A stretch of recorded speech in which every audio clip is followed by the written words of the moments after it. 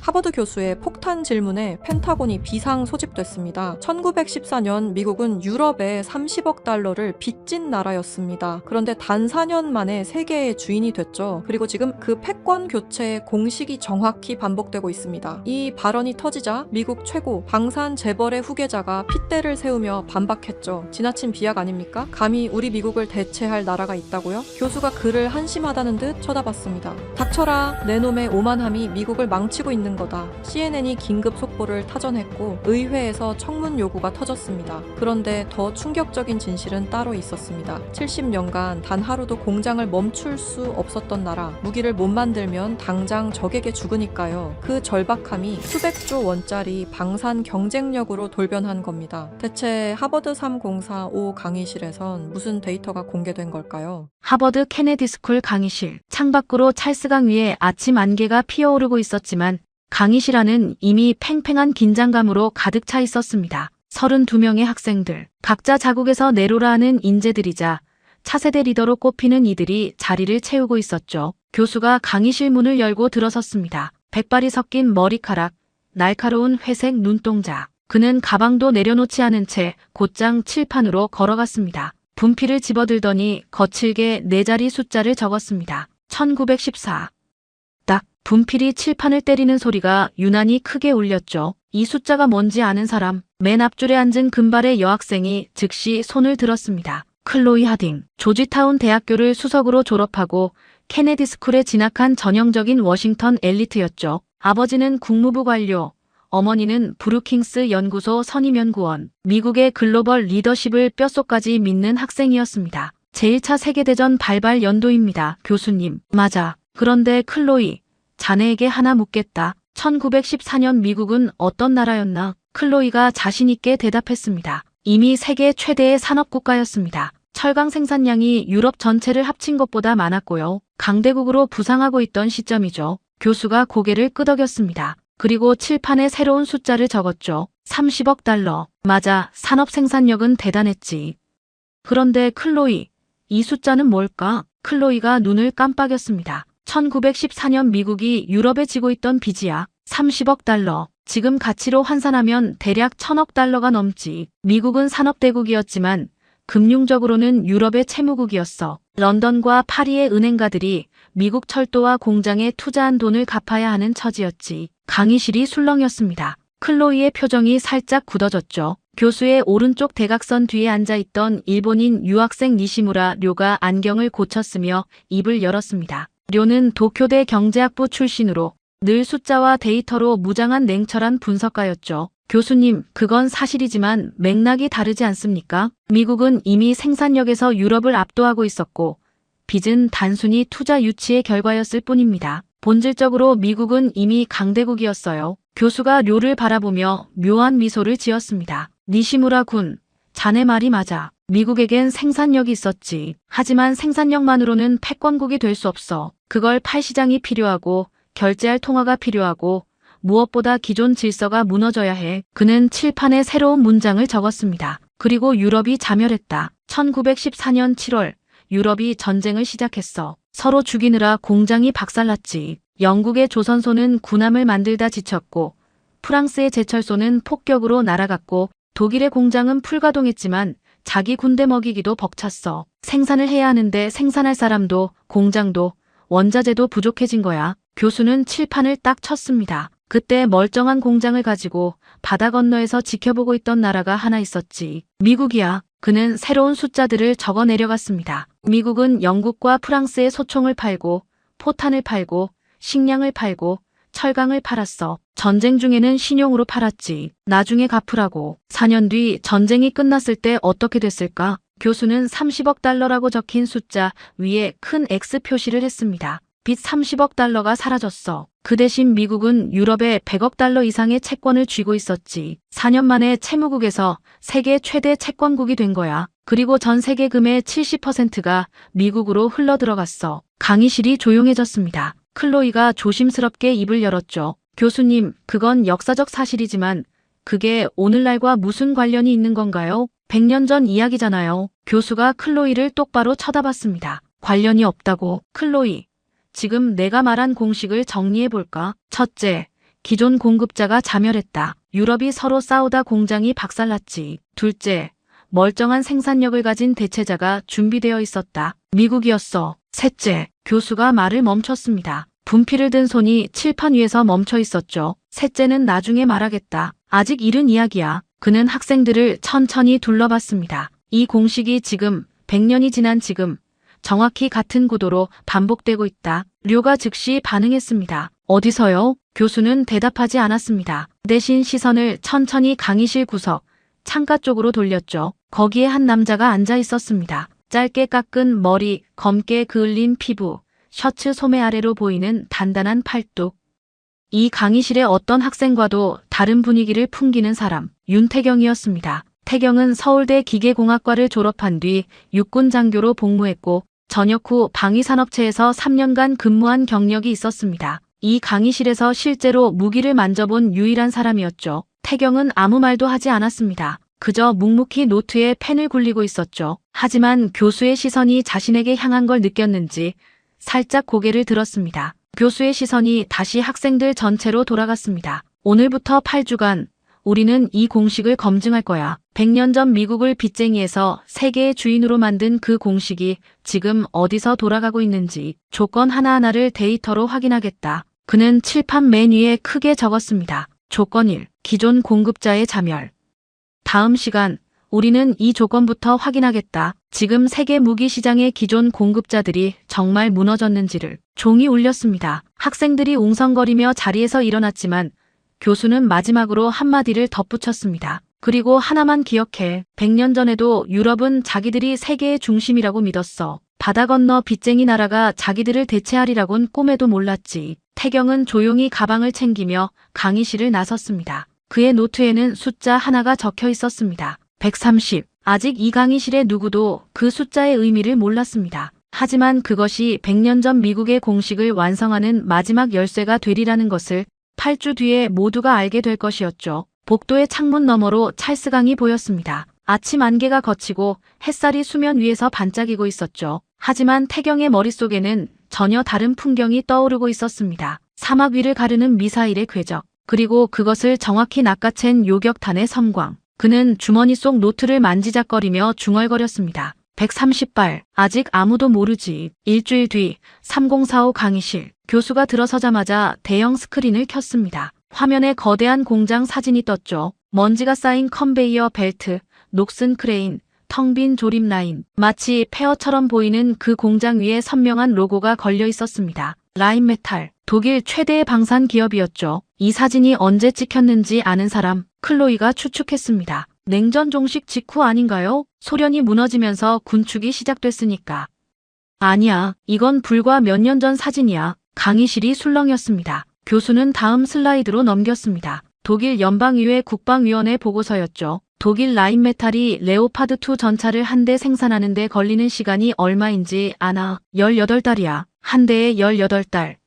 료가 고개를 갸우뚱했습니다. 그건 좀 느린 거 아닙니까? 느린 정도가 아니야, 니시무라군. 거의 수공업 수준이지. 왜 그런지 아나? 30년 동안 생산 라인을 줄여왔거든. 냉전이 끝나고 유럽은 이렇게 생각했어. 이제 전쟁은 끝났다. 무기 공장에 돈을 쓸 이유가 없다. 그 돈으로 복지를 하자. 그래서 공장을 닫고 숙련공을 내보내고 생산 라인을 해체했지. 교수는 칠판에 크게 적었습니다. 평화의 배당금. 들어본 적 있지? 냉전이 끝나면서 군비를 줄이고 그 예산을 경제와 복지에 돌리는 걸 평화의 배당금이라고 불렀어. 유럽 전체가 이 배당금을 30년간 써먹었지. 문제는 뭐였을까? 그는 다음 사진을 띄웠습니다. 프랑스 넥스터의 155mm 포탄 공장이었죠. 프랑스의 포탄 공장이야. 나토 표준 155mm 포탄을 만드는 곳이지. 그런데 이 공장이 10년 넘게 가동을 중단했었어. 10년이야. 주문이 없으니까 기계를 세우고 인력을 줄이고 창고로 쓰고 있었지. 클로이가 손을 들었습니다. 하지만 교수님,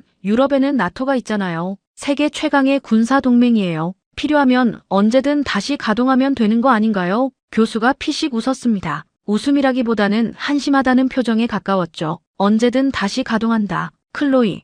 그게 얼마나 순진한 생각인지 보여주지. 그는 새로운 데이터를 화면에 띄웠습니다. 나토 회원국들의 탄약 비축량 그래프였죠. 그래프는 처참했습니다. 냉전 시절 정점을 찍은 뒤 줄곧 내리막이었거든요. 우크라이나 전쟁이 터지고 나토가 깨달은 거야. 우리한테 포탄이 없다. 영국은 챌린저 전차 부품이 단종돼서 인터넷 중고 시장에서 부품을 찾았어. 인터넷 중고 시장에서 세계 최강 군사 동맹의 전차 부품을 중고거래 사이트에서 산 거야. 강의실에서 웃음이 터져 나왔습니다. 하지만 교수의 표정은 진지했죠. 웃을 일이 아니야. 이건 30년간 무기를 안 만들면 어떻게 되는지 보여주는 교과서적인 사례야. 공장을 닫는 건 쉬워. 하지만 다시 여는 건 다른 문제야. 숙련공이 없어. 부품업체가 사라졌어. 설계도면은 있는데 그걸 실제로 조립할 사람이 없는 거지. 그때까지 조용히 듣고 있던 학생 하나가 손을 들었습니다. 강의실 중간쯤 넓은 어깨에 짧은 금발머리 마르친 코발스키였습니다.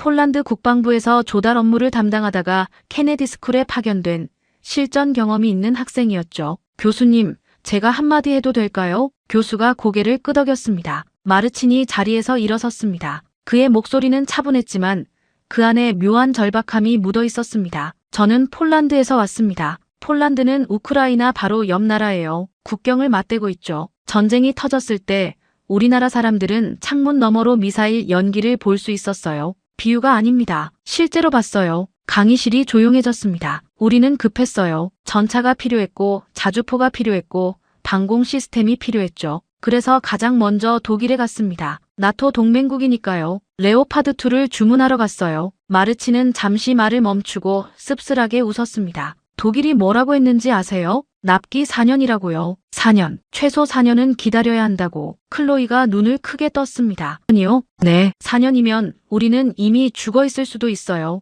강의실의 공기가 달라졌습니다. 마르친의 말에는 학술 토론에서는 느낄 수 없는 무게가 실려 있었죠. 교수가 천천히 고개를 끄덕이며 칠판 앞으로 걸어갔습니다. 코발스키 군이 말한 게 바로 핵심이야. 유럽의 공장은 멈춰 있어. 30년간 평화의 배당금을 누리다가 생산 능력 자체를 잃어버린 거지. 이건 1914년과 구조적으로 똑같아. 그는 칠판을 두 칸으로 나눠 비교를 시작했습니다. 1914년, 유럽은 서로 죽이느라 공장이 박살났어. 생산할 능력은 있었지만 자기 전쟁을 치르느라 남에게 팔 여력이 없었지. 지금은 어때? 유럽은 전쟁이 아니라 평화에 취해서 공장을 스스로 닫아버렸어. 결과는 같아. 만들 능력이 없다는 거야. 료가 손을 들었습니다. 교수님, 그럼 미국은요? 미국이 있잖아요. 세계 최강의 군수 산업을 가진 나라가. 로키드 마틴, 레이시언, 노스롭 그러먼. 미국이 공급하면 되는 거 아닙니까? 교수가 료를 바라보며 고개를 살짝 기울였습니다. 좋은 질문이야. 미국, 세계 최강. 맞아.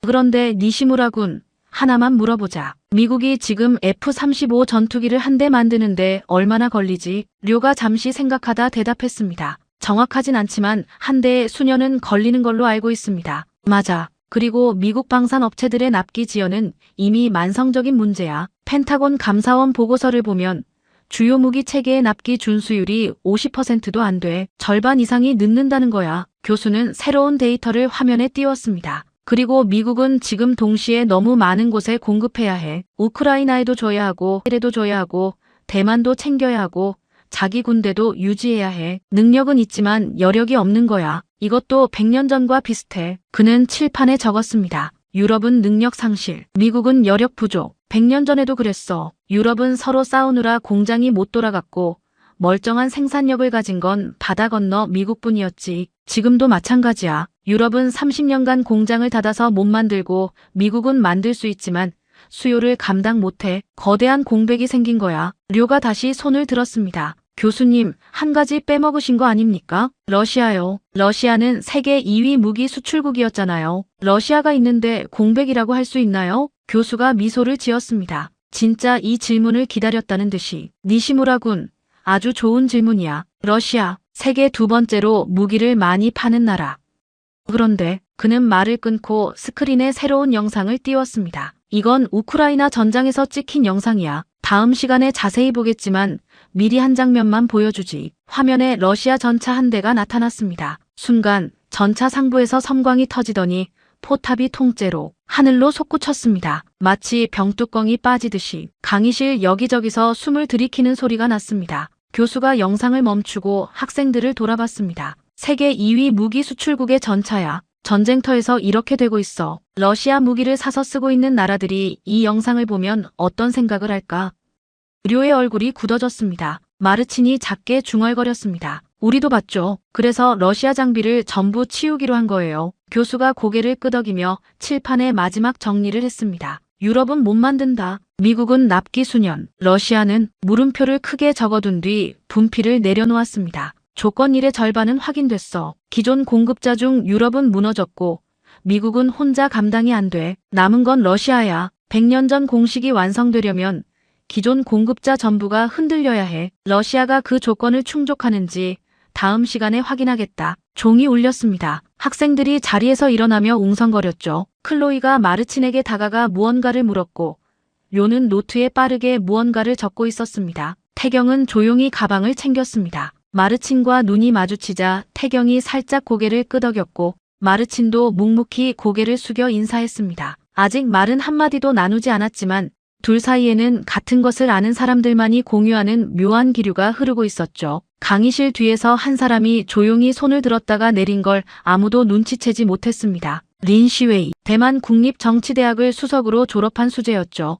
그녀는 무언가 말하려다 입을 다물었습니다. 대만도 무기를 만든다는 말을 하고 싶었지만 왠지 이 자리에서는 아직 때가 아닌 것 같았거든요. 교수가 교탁을 정리하며 혼잣말처럼 중얼거렸습니다. 러시아가 무너지면 공백은 완성이야. 그리고 공백이 완성되면 그 자리를 채울 나라가 필요하지. 그의 시선이 잠깐, 아주 잠깐 태경이 나간 문 쪽을 향했습니다. 세계 무기 시장의 3대 축. 유럽은 멈췄고 미국은 벅찼습니다. 남은 건 러시아.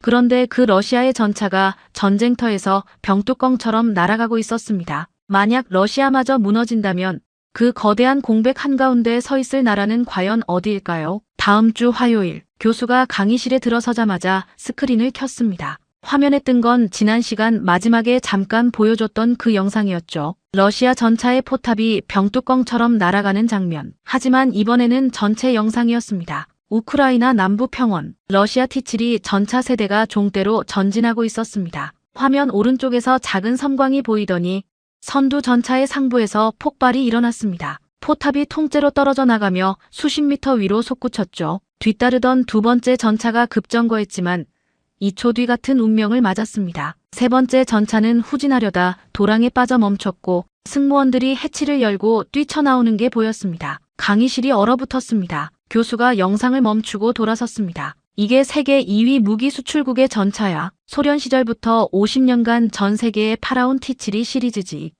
인도, 이집트, 알제리, 이라크, 시리아 전부 이 전차를 주력으로 쓰고 있어.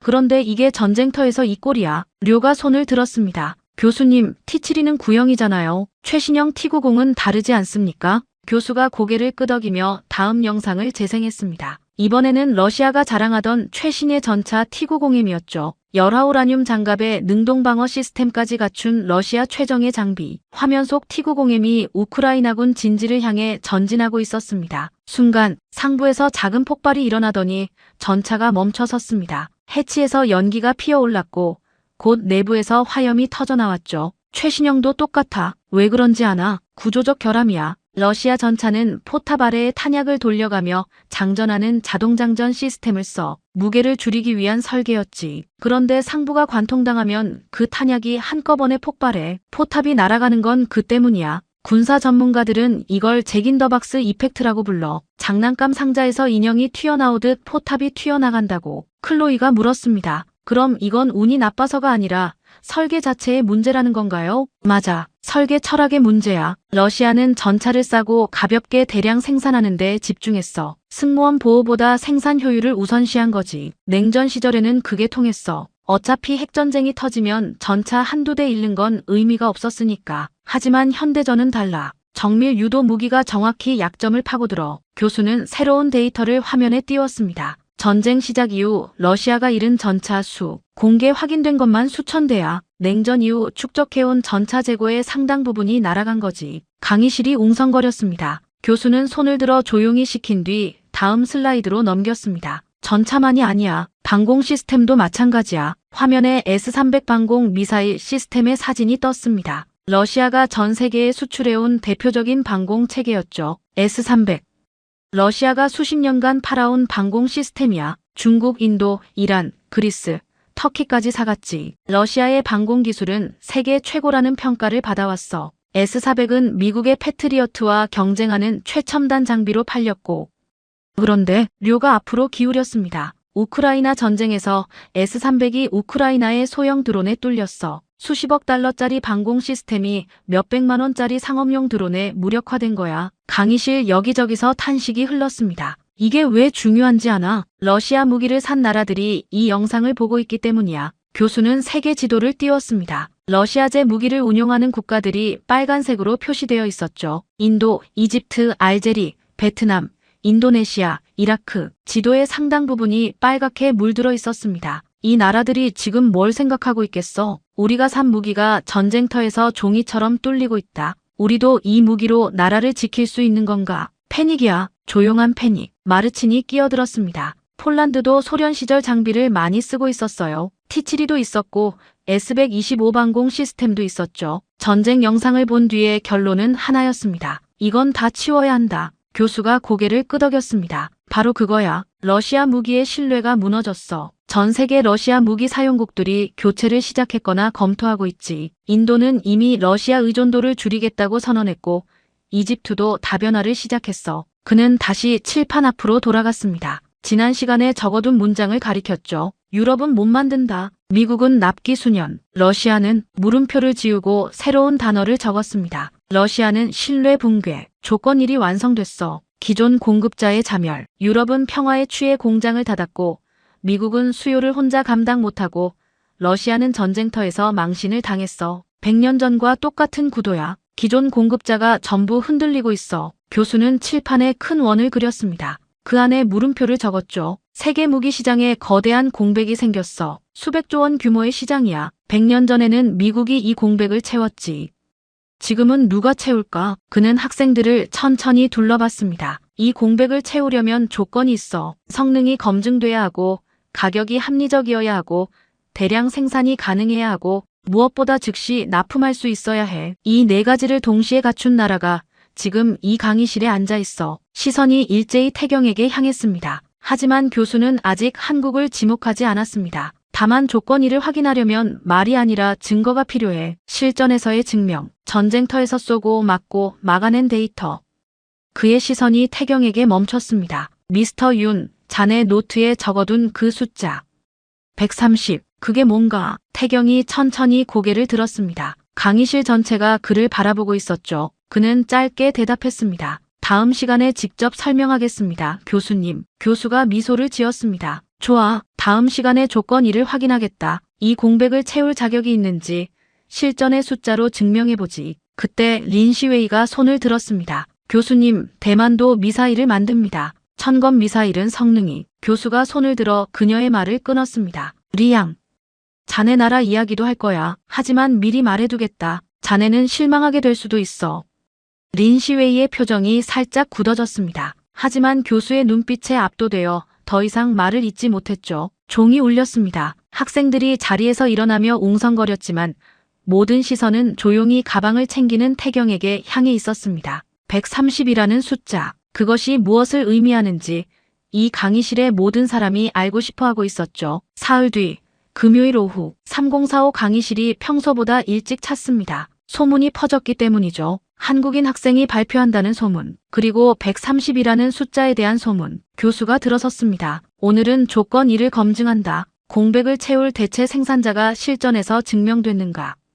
미스터 윤, 나와보게. 태경이 천천히 자리에서 일어나 강단으로 걸어갔습니다. 그는 주머니에서 접은 종이 한 장을 꺼내 펼쳤습니다. 그리고 스크린에 사진 하나를 띄웠죠. 사막이었습니다. 끝없이 펼쳐진 모래 위에 발사대가 세워져 있었고 그 위에 날렵한 미사일이 하늘을 향해 고개를 들고 있었습니다. 이건 천궁2입니다. 한국이 개발한 중거리 지대공 미사일 시스템이에요. 클로이가 물었습니다. 패트리어트 같은 건가요? 비슷한 역할이지만 다른 무기예요. 패트리어트보다 새로운 기술이 적용됐고 가격은 상당히 저렴해요. 료가 즉시 반응했습니다. 가격이 싸다는 건 성능이 떨어진다는 뜻 아닌가요? 방산에서 싼 건 이유가 있잖아요. 태경이 료를 바라봤습니다. 표정은 담담했지만 눈빛에 확신이 서려 있었죠. 성능이 떨어지는지 아닌지 숫자로 보여드리겠습니다. 그는 다음 슬라이드로 넘겼습니다. 중동 하늘의 야간 사진이었죠. 하늘 곳곳에서 빗줄기가 교차하고 있었습니다. 요격탄의 궤적이었죠. 이란이 대규모 미사일 공격을 감행한 날을 기억하실 겁니다.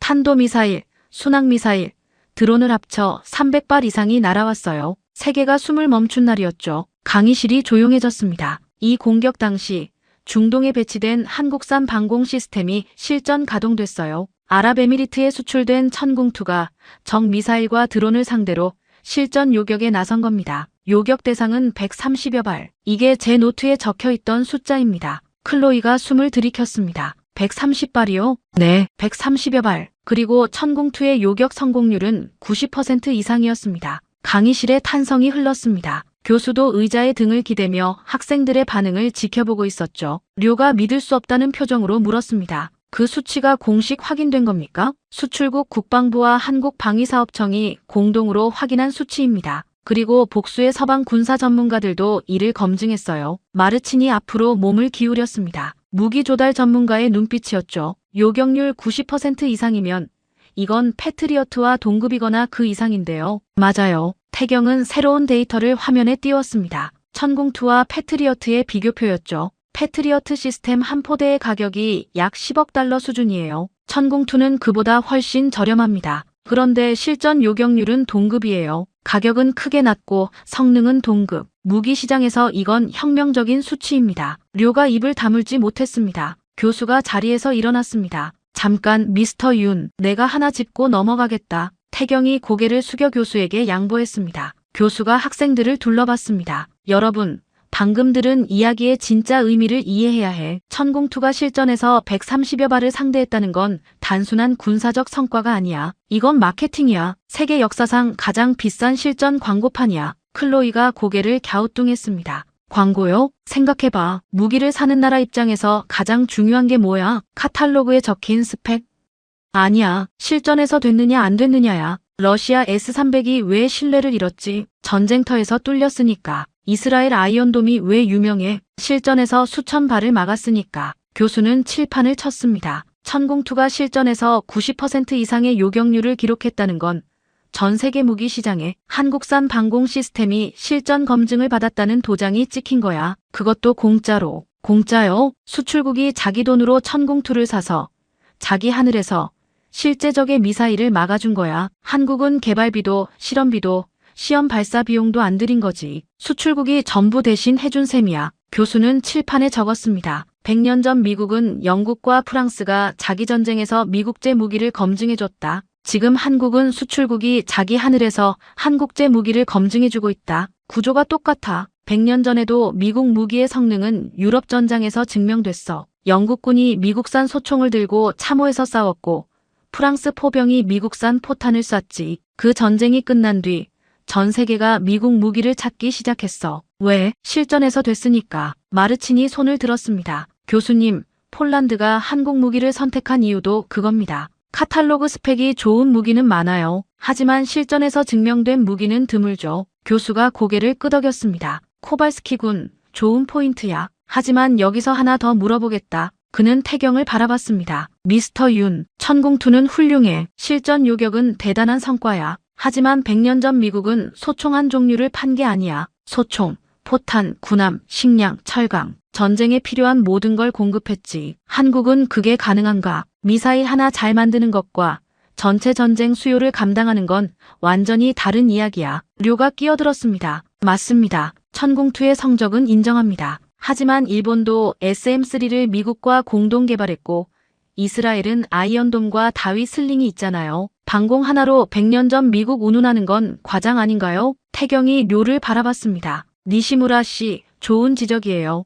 방공 하나로는 부족하죠. 그는 스크린을 끄고 학생들을 둘러봤습니다. 그래서 다음에 보여드릴 게 있어요. 방공이 아니라 포병, 그리고 전차. 한국이 미사일만 만드는 나라가 아니라는 걸 증명하겠습니다. 교수가 미소를 지었습니다. 좋아, 다음 시간에 미스터 윤이 계속하겠다. 그리고 코발스키 군, 자네도 준비해와. 자네 나라가 왜 한국을 선택했는지 직접 증언해 줄 수 있겠나? 마르친이 고개를 끄덕였습니다. 기꺼이요. 종이 울렸습니다. 학생들이 자리에서 일어나며 태경에게 다가왔습니다. 클로이가 물었죠. 실전 요격이라니 진짜 대단하네요. 그런데 진짜 질문은 교수님이 한 거잖아요. 한국이 전체를 공급할 수 있느냐? 태경이 조용히 웃었습니다. 다음 시간에 보시면 됩니다. 강의실을 나서는 태경의 뒤에서 료가 작게 중얼거렸습니다. 인정할 건 인정해야지. 하지만 하나 잘한다고 전부 잘하는 건 아니야. 그 말을 들은 마르친이 료에게 고개를 돌렸습니다. 니시무라 씨, 다음 시간에 놀라실 겁니다. 저는 이미 봤거든요. 료의 눈썹이 살짝 올라갔습니다. 다음 주 수업, 태경이 강단에 서자마자 스크린에 사진 한 장을 띄웠습니다. 거대한 산업용 냉동 창고, 그 안에 자주포 한 대가 놓여 있었습니다. 포신에 성에가 끼어 있었고 차체 위에 얼음 결정이 반짝이고 있었죠. 이게 뭘까요? 클로이가 추측했습니다. 무기 보관 창고? 아니요, 시험장이에요. 핀란드 국방부의 혹한기 무기 테스트 시설입니다. 내부 온도 영하 24도. 이 안에 자주포를 넣고 72시간 방치한 뒤 꺼내서 바로 시동을 걸고 사격을 하는 테스트예요. 료가 고개를 기울였습니다. 핀란드가 왜 그런 테스트를? 핀란드는 나토에 가입하면서 자주포를 새로 도입하기로 했어요. 후보는 세 종류였죠. 독일의 피제타우비쩌 2000, 프랑스의 세자르, 그리고 한국의 K9. 태경은 다음 사진으로 넘겼습니다. 세 대의 자주포가 나란히 냉동고 안에 서 있는 장면이었죠. 72시간 뒤 냉동고 문이 열리고 테스트가 시작됐습니다. 그는 학생들을 바라보며 잠시 뜸을 들였습니다. 독일 피제타우비쩌 2000, 시동이 안 걸렸어요. 강의실에서 웃음이 터졌습니다. 프랑스 세자르.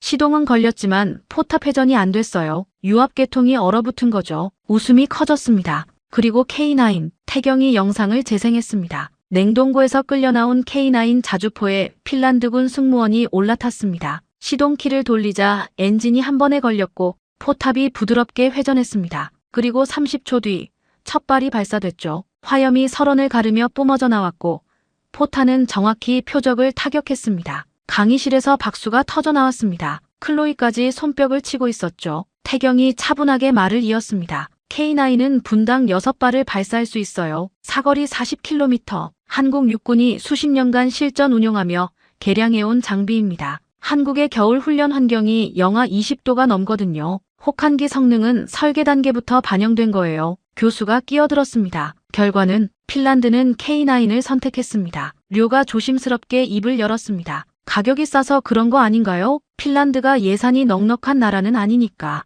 태경의 눈빛이 차가워졌습니다. 하지만 목소리는 차분했죠. 물론 가격도 경쟁력이 있어요. 하지만 핀란드가 K9을 선택한 건 영하 24도에서 유일하게 작동했기 때문이에요. 아무리 싸도 안 되는 무기는 안 사요. 료가 입을 다물었습니다. 교수가 태경에게 물었습니다. 핀란드만 산 건가? 아닙니다. 태경은 세계 지도를 띄웠습니다. K9을 운용하거나 도입을 결정한 국가들이 표시되어 있었죠. 폴란드, 핀란드, 노르웨이, 에스토니아, 호주, 이집트, 터키, 인도. 그리고 계속 늘어나고 있어요. 마르친이 손을 들었습니다. 제가 설명해도 될까요? 교수가 고개를 끄덕였습니다. 마르친이 자리에서 일어섰습니다. 폴란드는 K9을 672대 주문했습니다. 여기에 K2 전차 1000대를 합하면 한국과의 방산 계약 규모는 약 20조 원에 달합니다. 강의실이 술렁였습니다. 20조요? 클로이가 되물었죠. 네, 20조 원. 폴란드 역사상 최대 규모의 무기 구매 계약입니다. 마르치는 학생들을 둘러봤습니다. 왜 독일이 아니라 한국을 선택했는지 물으실 거예요. 이유는 세 가지입니다. 그는 손가락을 하나씩 펼쳤습니다. 첫째, K9은 핀란드 테스트에서 증명됐고 K2 전차는 세계 최고 수준의 3.5세대 전차입니다. 둘째, 가격. 레오파드의 절반 수준이에요. 셋째, 그리고 이게 가장 중요한 이유인데 그는 잠시 말을 멈췄습니다. 끼입니다. 독일의 레오파드를 주문하면 4년, 한국의 K2를 주문하면 1년 안에 첫 물량이 도착합니다. 교수가 끼어들었습니다. 왜 이 차이가 나지? 둘 다 선진국이고 기술력도 있는데. 마르친이 대답했습니다. 독일은 30년간 공장을 줄였으니까요. 숙련공이 없고 부품 업체가 사라졌고 라인을 다시 세우는 데만 몇 년이 걸려요. 태경이 덧붙였습니다. 한국은 다릅니다. 70여 년간 단 하루도 생산을 멈춘 적이 없어요. 강의실이 조용해졌습니다. 한국은 휴전 상태입니다. 전쟁이 끝난 게 아니에요. 북한과 휴전선을 사이에 두고 70여 년을 살아왔죠. 그래서 공장이 항상 돌아가고 있어요. 숙련공이 항상 대기하고 있고 부품 업체가 살아있고 라인이 멈추지 않아요. 그는 새로운 사진을 띄웠습니다. 한국방산 공장 내부, 조립 라인 위에서 전차들이 순서대로 만들어지고 있는 모습이었죠. 독일이나 프랑스는 평화가 오면 공장 문을 닫아요. 한국은 못 닫아요. 닫는 순간 죽으니까요. 교수가 천천히 고개를 끄덕였습니다. 100년 전 미국과 같은 구조야. 유럽이 서로 싸우느라 공장이 못 돌아갈 때 미국은 바다 건너에서 멀쩡한 공장을 풀가동하고 있었지. 지금은 유럽이 평화에 취해 공장을 닫았는데 한국은 휴전 상태라 공장을 멈출 수 없었어. 결과는 같아. 남들이 못 만들 때 만들 수 있는 나라. 마르친이 마지막으로 한마디를 덧붙였습니다. 폴란드가 K2를 주문한 뒤 첫 번째 물량이 도착한 건 6개월 뒤였습니다. 6개월. 독일이 첫 차 한 대 만드는 동안 한국은 수십 대를 보내온 거예요. 교수가 칠판에 적었습니다. 조건이 대체 생산자의 실전 검증, 충족. 미사일은 천공투가 실전으로 증명했고 포병은 K9이 냉동고에서 증명했고 전차는 K2가 폴란드에서 증명했어. 성능, 가격, 납기 세 가지를 동시에 갖춘 나라. 한국이야. 료가 조용히 고개를 끄덕였습니다. 인정하기 싫었지만 숫자가 말해주고 있었으니까요. 교수가 스크린을 끄고 학생들을 바라봤습니다. 좋아. 조건 1과 조건 2가 확인됐어. 기존 공급자는 무너졌고 대체 생산자는 준비되어 있어. 하지만 내가 첫 시간에 뭐라고 했지? 조건이 3개라고 했어. 세 번째를 아직 안 말했지. 학생들의 시선이 집중됐습니다. 100년 전 미국은 무기만 판 게 아니야. 무기를 팔면서 달러를 퍼뜨리고 미국식 군사 표준을 심고 미국 없이는 전쟁도 못하는 구조를 만들었어. 그게 세 번째 조건이야. 단순히 물건을 파는 게 아니라 체계를 파는 것. 그는 칠판에 적었습니다. 조건 3. 물건이 아니라 체계를 판다. 한국이 이걸 하고 있는가? 아니면 그냥 좋은 무기를 많이 파는 수준에 머물러 있는가? 이 질문의 답이 100년 전 미국의 길을 완주하느냐, 중간에서 멈추느냐를 결정해. 종이 울렸습니다. 태경은 조용히 강단에서 내려왔습니다. 마르친과 눈이 마주치자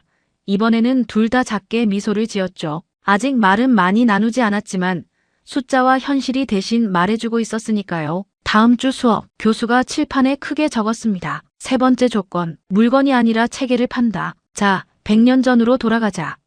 미국이 1차 대전 중에 영국과 프랑스에 무기를 팔았다고 했지. 그런데 미국이 정말 대단했던 건 무기 자체가 아니었어. 교수는 칠판에 3단어를 적었습니다. 달러, 규격, 의존. 미국은 무기를 팔면서 달러로 결제하겠어. 영국 파운드나 프랑스 프랑이 아니라 미국 달러. 전쟁 비용이 커지면서 유럽은 점점 더 많은 달러가 필요해졌고 달러의 영향력은 기하급수적으로 커졌지. 클로이가 고개를 끄덕였습니다. 여기까지는 경제학 교과서에 나오는 내용이니까요. 그리고 미국은 자기 규격으로 무기를 공급했어. 미국산 소총에는 미국식 탄약이 필요하고 미국산 포에는 미국식 포탄이 필요했지. 유럽이 미국 무기를 쓰면 쓸수록 미국산 부품과 탄약에 의존하게 되는 구조가 만들어진 거야. 결국 전쟁이 끝난 뒤에도 유럽은 미국 없이 군대를 운용할 수 없게 됐어. 무기를 산 게 아니라 시스템을 산 거지. 이게 미국이 단순한 무기 공급자를 넘어 세계 질서의 주인이 된 비결이야.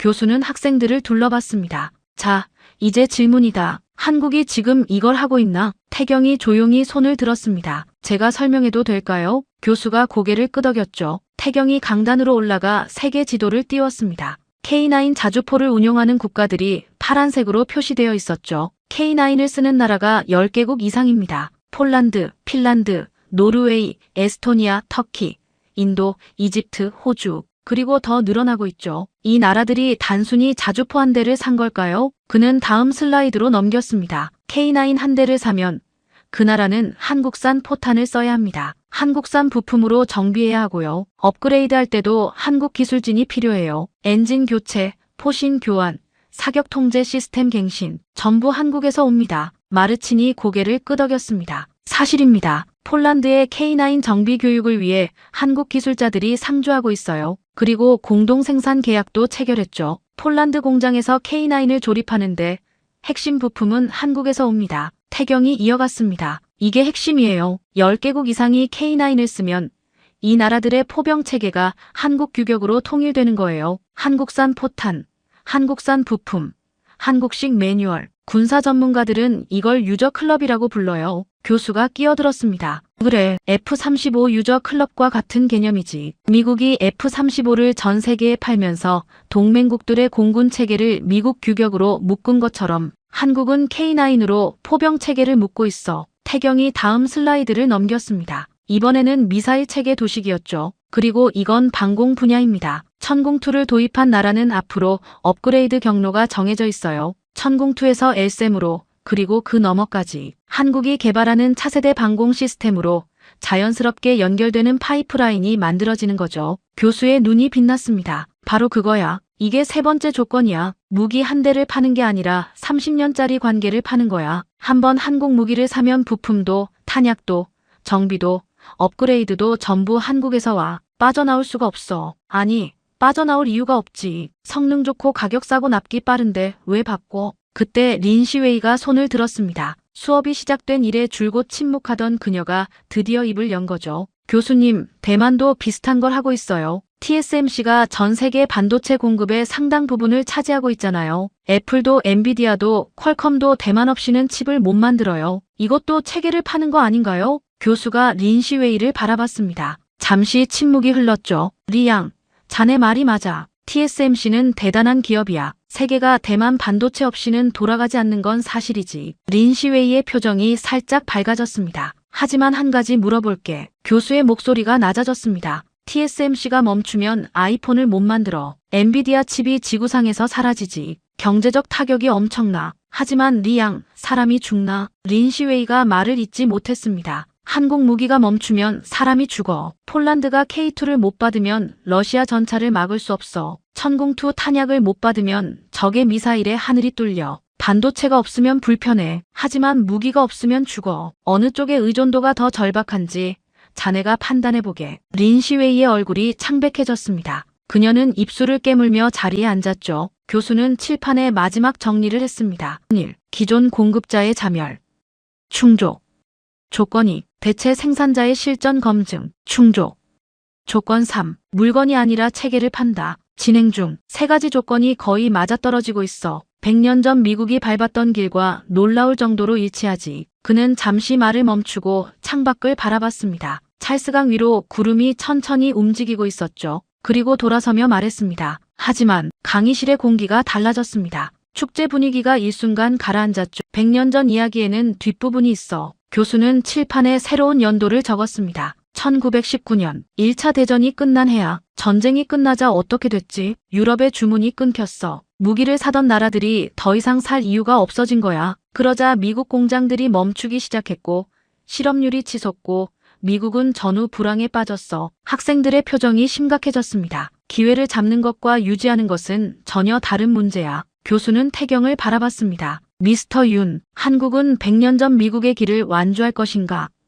아니면 기회를 잡고도 놓친 수많은 나라의 전철을 밟을 것인가? 태경의 표정이 처음으로 흔들렸습니다. 단순한 자부심으로는 대답할 수 없는 질문이었으니까요. 종이 울렸습니다. 하지만 아무도 움직이지 않았죠. 칠판에 적힌 물음이 강의실을 지배하고 있었습니다. 마지막 수업, 3045 강의실은 터질 듯 가득 찼습니다. 소문을 듣고 찾아온 다른 과 학생들까지 복도에 서서 안을 들여다보고 있었죠. 교수가 들어섰습니다. 평소와 달리 정장 차림이었습니다. 마치 역사적 순간을 기록하려는 듯. 자, 8주간의 여정이 끝났다. 그는 칠판에 적힌 세 가지 조건을 가리켰습니다. 조건 1. 기존 공급자의 자멸. 유럽은 30년간 공장을 닫았고 미국은 혼자 감당이 안 되고 러시아는 전쟁터에서 신뢰를 잃었어. 충족. 조건 2. 대체 생산자의 실전 검증. 천궁2가 실전에서 증명됐고 K9이 냉동고에서 유일하게 작동했고 K2가 6개월 만에 폴란드에 도착했어. 충족. 조건 3. 물건이 아니라 체계를 판다. K9 유저 클럽 10개국 이상.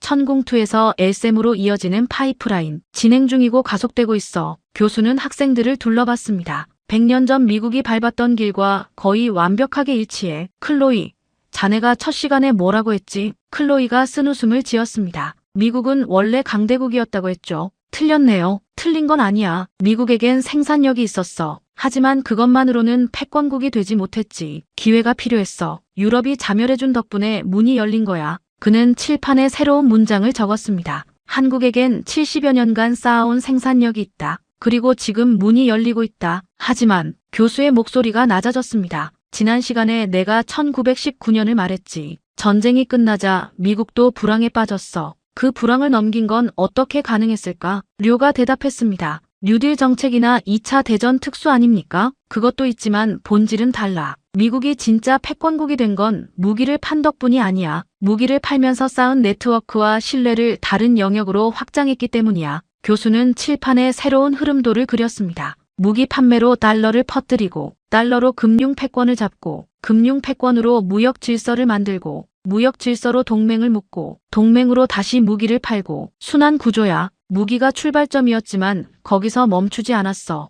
마셜 플랜으로 유럽 재건을 도우면서 미국 규격과 미국 달러를 전 세계에 심었고 나토를 만들어 동맹을 제도화했지. 무기 장사꾼에서 세계 질서의 설계자로 진화한 거야. 그는 태경을 바라봤습니다. 미스터 윤, 한국이 지금 무기를 잘 팔고 있다는 건 확인됐어. 하지만 한국이 이 순환 구조를 만들 수 있을까? 무기 판매를 넘어서 동맹을 묻고 표준을 심고 한국 없이는 안 되는 구조를 만들 수 있나? 태경이 천천히 자리에서 일어났습니다. 교수님, 솔직히 말씀드리겠습니다. 강의실이 조용해졌습니다. 아직 모릅니다. 한국이 100년 전 미국처럼 될 수 있을지는 지금 아무도 장담 못해요. 교수가 눈썹을 살짝 올렸습니다. 예상하지 못한 대답이었던 거죠. 하지만 한 가지는 말씀드릴 수 있습니다. 태경은 칠판을 바라봤습니다. 100년 전 미국은 생산력이 있었고 기회가 왔고 그걸 잡았습니다. 한국도 생산력이 있고 지금 기회가 오고 있어요. 다른 점은 하나입니다. 그는 학생들을 둘러봤습니다. 미국은 평화로운 나라에서 기회를 잡았어요. 바다 건너 전쟁을 구경하면서요. 하지만 한국은 다릅니다. 한국은 70여 년간 전쟁 한가운데에서 생산력을 쌓아온 나라예요. 강의실이 더 깊은 침묵에 빠졌습니다. 한국의 방산 공장이 70여 년간 멈추지 않은 건 돈을 벌기 위해서가 아닙니다. 멈추면 죽으니까요. 휴전선 너머에 핵을 가진 나라가 있는데 공장 문을 닫을 수 있겠습니까? 태경의 목소리는 차분했지만 그 안에 70여 년의 무게가 실려 있었습니다. 유럽은 평화가 오니까 공장을 닫았어요. 미국은 수요가 넘치니까 납기가 밀려요. 러시아는 기술이 낡아서 전쟁터에서 망신을 당했고요. 한국만 왜 성능 좋고 가격 싸고 대량 생산까지 가능한지 아십니까? 70여 년간 살기 위해 무기를 만들어 왔기 때문입니다. 생존이 만든 경쟁력이에요. 교수가 천천히 고개를 끄덕였습니다. 미스터 윤, 그게 바로 100년 전 미국과 한국의 가장 큰 차이야. 미국은 기회주의자였어. 기회가 와서 잡은 거지. 하지만 한국은 70여 년간 준비해온 거야. 준비한 자에게 기회가 온 거지. 기회가 와서 준비를 시작한 게 아니야. 그는 칠판에 마지막 문장을 적었습니다. 기회는 준비된 자에게 온다. 하지만 기회를 잡는 것과 유지하는 것은 다르다. 한국은 지금 100년 전 미국이 서 있던 그 출발선에 서 있어. 빚쟁이 나라에서 세계의 주인이 된 그 출발선. 완주할 것인가, 중간에서 멈출 것인가. 그건 한국이 결정할 문제야. 종이 울렸습니다. 하지만 아무도 움직이지 않았죠. 마르친이 자리에서 일어나 태경에게 다가갔습니다. 윤 씨, 폴란드는 한국을 선택했습니다. 독일이 아니라요. 그리고 한 번도 후회한 적 없어요. 태경이 작게 고개를 숙였습니다. 감사합니다, 코발스키 씨. 린시웨이도 천천히 일어섰습니다. 8주간 자존심이 무너지는 걸 느꼈을 그녀가 태경 앞에 섰죠. 윤 씨, 태경이 올려다봤습니다. 솔직히 부러워요. 대만은 반도체로 세계를 묶었다고 생각했는데 한국은 생존으로 세계를 묶고 있었네요. 태경이 잠시 린시웨이를 바라보다가 말했습니다. 리 씨, 대만의 반도체도 대단합니다. 다만 방법이 다른 거죠. 린시웨이가 씁쓸한 미소를 지었습니다. 방법이 다른 게 아니라 절박함이 다른 거겠죠. 교수가 그 장면을 지켜보며 미소를 지었습니다. 자, 수업은 끝났다. 하지만 여러분의 질문은 이제 시작이야. 100년 전 미국은 기회를 잡고 세계를 바꿨어. 지금 한국은 같은 출발선에 서 있지. 여러분이 각자의 나라로 돌아갔을 때 여러분의 나라는 이 변화에 어떻게 대응할 것인가? 그건 여러분이 답해야 할 질문이야. 학생들이 하나둘 자리에서 일어났습니다. 클로이가 태경에게 다가와 악수를 청했고 료도 조용히 고개를 숙여 인사했죠. 태경은 가장 늦게 자리에서 일어났습니다. 칠판을 한참 바라보다가 조용히 가방을 챙겼죠. 기회는 준비된 자에게 온다. 하지만 기회를 잡는 것과 유지하는 것은 다르다. 그 아래에 교수가 마지막으로 덧붙인 한 줄이 있었습니다. 한국은 70여 년간 준비해왔다. 태경은 강의실을 나서며 중얼거렸습니다. 70여 년, 아직 끝나지 않았습니다. 복도 창문 너머로 찰스강이 보였습니다. 보스턴의 늦은 오후 햇살이 수면 위에서 부서지고 있었죠. 하지만 태경의 머릿속에는 전혀 다른 풍경이 펼쳐지고 있었습니다. 방산 공장의 새벽, 돌아가는 컨베이어 벨트, 그리고 70여 년간 한 번도 꺼지지 않은 불빛. 그것이 100년 전 미국의 공식을 한국이 완주할 수 있는 이유이자 아직 완주하지 못한 이유였습니다. 얼마 뒤 CNN 스튜디오 앵커가 카메라를 향해 말했습니다. 시청자 여러분, 오늘 저희가 전해드린 이야기는 단순한 학술 강의가 아니었습니다. 이것은 세계 질서의 판이 바뀌고 있다는 경고이자 100년 만에 반복되는 역사의 기록이었습니다. 화면에 하버드 교수의 인터뷰 영상이 다시 떴습니다. 유럽은 공장을 닫았고 미국은 벅차고 러시아는 무너졌습니다. 그 거대한 공백을 채우고 있는 나라, 대한민국입니다. 지금까지 하버드 교수의 사연 어떠셨나요? 천궁2, 실전 요격 성공률 90% 이상. K9, 영하 24도 냉동고에서 유일하게 작동한 자주포. 폴란드와의 계약 20조 원, 첫 납품까지 단 6개월. 폴란드 국방부 출신 마르친 코발스키는 이렇게 말했습니다. 독일이 아니라 한국을 선택했습니다. 한 번도 후회한 적 없습니다. 70여 년간 휴전선 앞에서 공장을 멈추지 못한 나라. 그 절박함이 세계 최고의 경쟁력이 될 줄은 아무도 몰랐습니다. 묵묵히 만들고 조용히 쌓고 그리고 마침내 세계가 찾아왔습니다. 기회는 준비된 자에게 옵니다. 한국은 70여 년간 준비해왔습니다. 이 이야기가 더 많은 사람에게 닿아야 한다고 생각하신다면 지금 이 영상을 공유해 주십시오. 70여 년간 묵묵히 쌓아온 대한민국의 저력을 세상에 알리는 일이 됩니다. 가슴이 뜨거워지셨다면 댓글에 완주 두 글자만 남겨주십시오. 구독과 좋아요 부탁드립니다. 70여 년, 아직 끝나지 않았습니다.